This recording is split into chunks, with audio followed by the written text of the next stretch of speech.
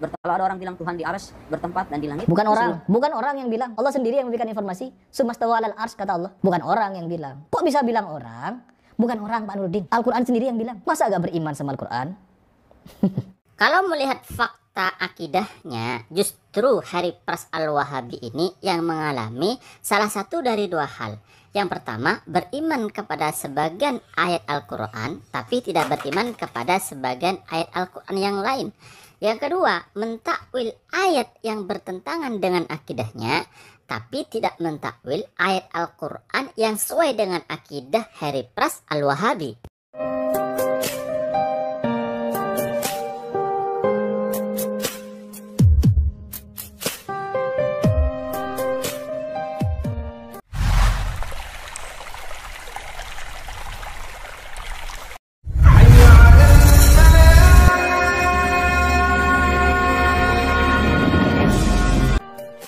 Assalamualaikum warahmatullahi wabarakatuh. Pada kali ini kita akan membahas akidah Wahabi yang bertentangan dengan akidah salaf, bahkan bertentangan dengan Al-Quran.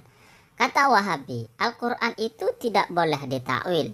Sehingga dengan konsep ini Wahabi melahirkan sebuah keyakinan bahwa Allah ada di atas arsy secara hakiki.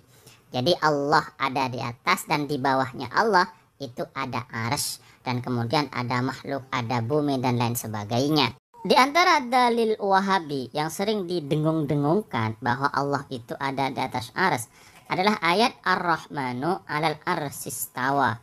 Ayat ini kalau diartikan secara zahir, Ar-Rahmanu Allah, ala di atas al-arsy, arsy, istawa itu duduk atau berada di atas arsy, seperti itu. Kata Wahabi, ayat ini nggak boleh ditakwil. Ayat ini harus diartikan secara zahir. Maka kemudian lahir pemahaman dan keyakinan bahwa Allah ada di atas arsy secara hakiki. Allah benar-benar ada di atas arsy. Allah ada di atas, di bawahnya ada arsy. Dan kemudian makhluk ada di bawahnya. Bisa ditunjuk ke arah atas. Jadi kata Wahabi, Allah itu bertempat. Dan tempatnya ada di atas arsy. Nah, kalau ada orang yang tidak sepemahaman dengan Wahabi atau tidak setuju dengan pendapat dan keyakinan Wahabi ini, maka Wahabi akan menuduh bahwa orang tersebut menentang Al-Quran atau tidak beriman kepada Al-Quran atau menentang kepada Allah. Karena Allah yang bilang bahwa Allah itu ada di atas arsy. Padahal ini pemahaman Wahabi. Kenapa? Pemahaman atau keyakinan bahwa Allah ada di atas arsy secara hakiki itu adalah pemahaman Wahabi.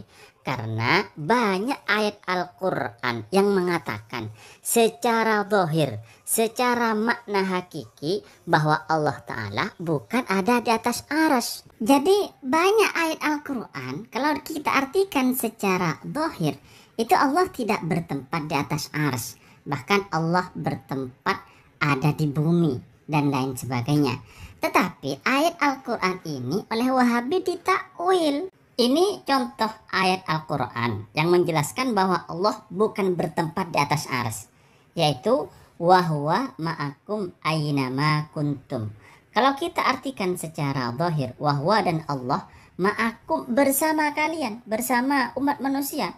Aynama kuntum, dimanapun kalian berada. Berarti kalau umat manusia ada di bumi, Allah ada di bumi. Kalau manusia ada di kamar, Allah ada di kamar.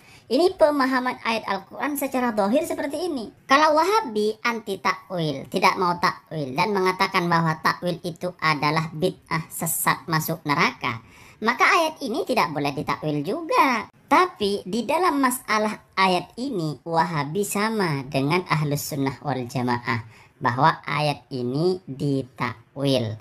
Jadi yang bersama manusia itu bukan zatnya Allah, tetapi ilmu Allah atau pengawasan Allah. Jadi bukan zat Allah. Kata Wahabi, Allah tetap ada di atas arsy, tapi pengawasan Allah, ilmu Allah itu bersama makhluk. Jadi konsep di dalam akidah Wahabi itu memang poyang-paying dan tidak konsisten.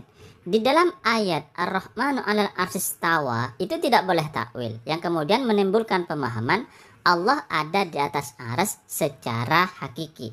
Tetapi di dalam ayat wa huwa ma'akum aina ma kuntum, Wahabi mentakwil bahwa yang bersama manusia itu adalah ilmu Allah, bukan zat Allah. Ini namanya akidah sesukanya sendiri. Ini namanya akidah Wahabi itu tidak konsisten. Katanya tidak boleh takwil. Takwil itu sesat. Tapi kalau ada ayat Al-Quran yang bertentangan dengan akidah Wahabi, maka ayat Al-Qurannya yang ditakwil. Kemudian si Wahabi ini nuduh orang lain yang tidak sepemahaman dengan dia sebagai orang yang tidak beriman kepada Al-Quran, atau bertentangan dengan Al-Quran, atau menentang Allah. Padahal dirinya sendiri, kalau ada ayat Al-Quran yang tidak sama dengan pemahaman Wahabi, maka ayat Al-Qurannya ditakwil. Atau barangkali Wahabi ini hanya beriman kepada ayat Al-Quran yang sepemahaman dengan paham Wahabi, sedangkan ayat Al-Quran yang secara zahir bertolak belakang atau bertentangan dengan akidah Wahabi, maka oleh Wahabi ditolak. Na'udzubillah. Nah, berikut ini kami jelaskan bagaimana pemahaman ayat istawa alal arsy dan wahwa ma'akum aina ma kuntum. Karena ayat ini sebenarnya dalam satu ayat. Nah, saya baca dalam kitab tafsir Marah Labid karya Al-Imam An-Nawawi Al-Bantani. Jadi beliau ini dari Indonesia ya, Imam Nawawi. Nah, beliau menjelaskan seperti ini. Tsummastawa alal arsy. Kemudian Allah itu istawa di atas ars. Maksudnya adalah tasarrafa fi mulkihi tasarrufan taman. Allah mengatur ars, Allah mengatur di dalam kekuasaan Allah dengan pengaturan yang sempurna. Jadi bukan diartikan bahwa Allah itu ada di atas ars secara hakiki, tetapi Allah Ta'ala mengatur ars, mengatur makhluk, mengatur jagat.